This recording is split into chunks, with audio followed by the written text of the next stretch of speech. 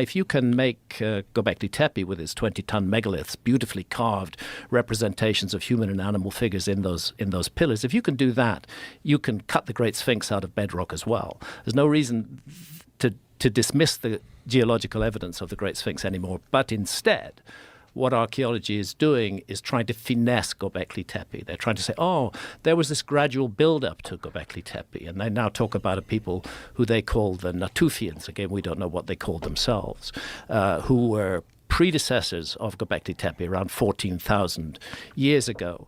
And they show things that look like a tiny little stone wall that they built, the sort of thing that you can find, a dry stone wall that you can find anywhere in Wales to this day, you know.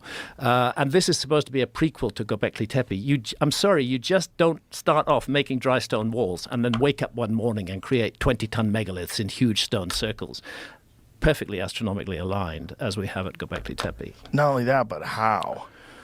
Like, what did they do? How are you even, where are you getting those 20-ton megaliths from? How far do they have to transport? In the case of Gobekli Tepe, not far. How far? Hundreds of meters. I've stood on top of one megalith that they partially cut out of the bedrock with the T-shape, but then they found a fault in it and they left it there. Oh. It would have been a 30-ton megalith. They clearly intended to release it from the bedrock, but it had a fault, so they left it alone. The quarries, the issue of the quarries for the rock at Gobekli Tepe is not too big a problem. But the transportation of those? Even the transportation, you get enough people working together, and they can move large stones. That's not in dispute, but that's where the question comes. How do you get enough people together?